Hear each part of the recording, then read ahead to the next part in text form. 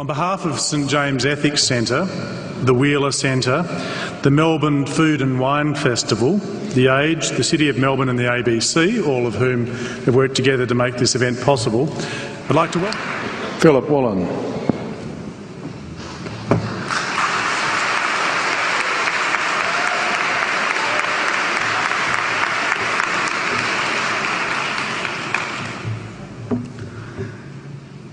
King Lear, late at night on the cliffs, asks the blind Earl of Gloucester, "How do you see the world?" And the blind man Gloucester replies, "I see it feelingly. And shouldn't we all? Animals must be off the menu because tonight they are screaming in terror in the slaughterhouses, in crates and in cages, vile, ignoble gulags of despair."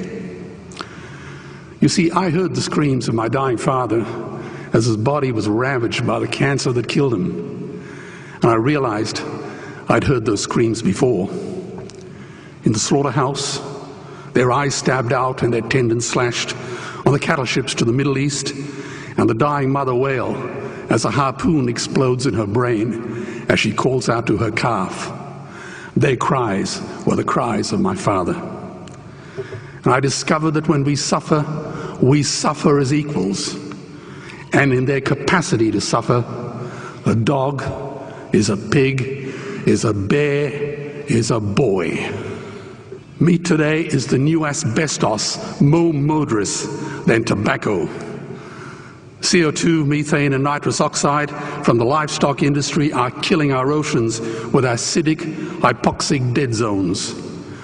90% of small fish are ground up into pellets to feed to livestock. Vegetarian cows today are the world's largest ocean predators. The oceans are dying in our time. By 2048, all our fisheries will be dead, the lungs and the arteries of the earth.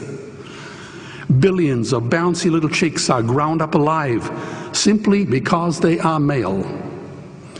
Only 100 billion people have ever lived. 7 billion people live today. And yet we torture and kill 2 billion sentient living beings every week. 10,000 entire species are wiped out every year because of the actions of one. And we're now facing the 6th mass extinction in cosmological history. If any other organism did this, a biologist would call them a virus. It is a crime against humanity of unimaginable proportions. But happily, the world is changing. 10 years ago, Twitter was a bird sound. www was a stuck keyboard. Cloud was in the sky. 4G was a parking space. Google was a baby's burp. Skype was a typo. And Al-Qaeda was my plumber. Victor Hugo said, "There is nothing more powerful than an idea whose time has come." Well, animal rights today is now the greatest social justice issue since the abolition of slavery. Do you know there are over 600 million vegetarians in this world? And that is bigger than the United States, England, France, Germany, Spain, Italy, Canada, Australia, New Zealand, all put together. If we were one nation, we would be bigger than the 27 nations of the European Union. Can you believe that? And despite this massive demographic footprint, we are still drowned out by the raucous hunt and shoot and killing cartels who believe that violence is the answer when it should not even be a question. Meat kills animals, kills us, and is killing our economies. Medicare has already bankrupted the United States. They will need $8 trillion invested in Treasury bills just to pay the interest, and they have precisely zero. They could shut down every school, Army, Navy, Air Force, Homeland Security, Marines, CIA, and FBI, and they still will not have the money to pay their doctor bills. And our Cornell and Harvard say that the optimum amount of meat in a healthy human diet is precisely zero. Water, as you know, is the new oil. Nations will soon be going to war for it. Underground aquifers that took millions of years to fill are now running dry. It takes 50,000 liters of precious drinking water to make 1 kilo of beef. Today, 1 billion people are hungry. 20 million people will die from malnutrition. cutting meat by only 10% will feed 100 million people, and eliminating meat will end starvation forever. If everyone ate a Western diet, we would need 2 planet Earths to feed us. We've only got one, and she is dying. Greenhouse gas emissions from livestock is 50% greater than transport, as Peter said. Cars, trains, buses, ships, lorries, the whole lot. And as I travel around the world, I see poor countries who sell their grain to the West while their own children starve in their arms. And the West feeds it to livestock so we can eat a steak? Am I the only one who sees this as a crime? Believe me, every morsel of meat we eat is slapping the tear-stained face of a hungry child.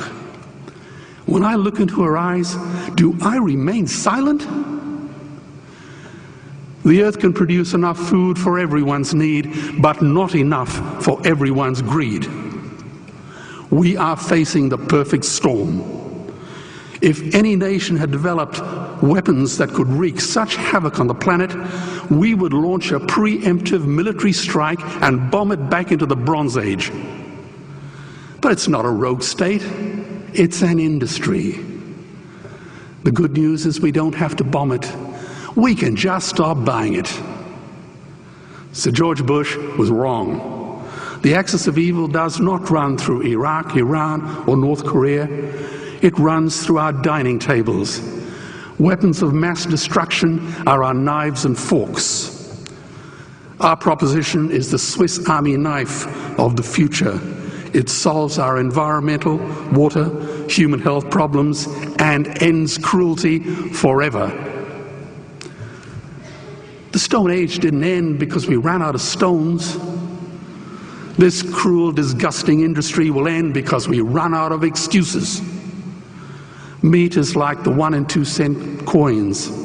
It costs more to make than it's worth. And I come from the bush.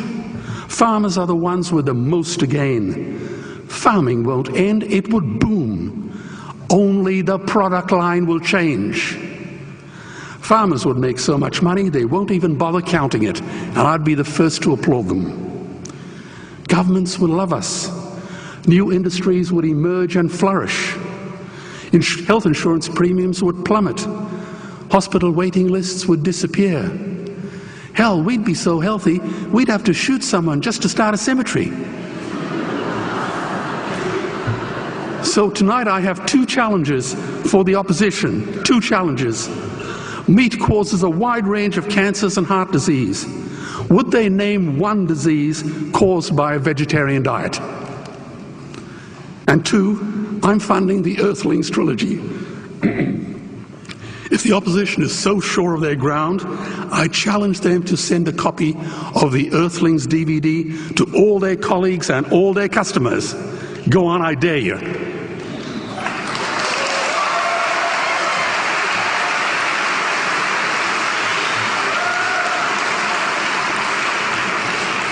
Animals are not just other species, they are other nations, and we murder them at our peril.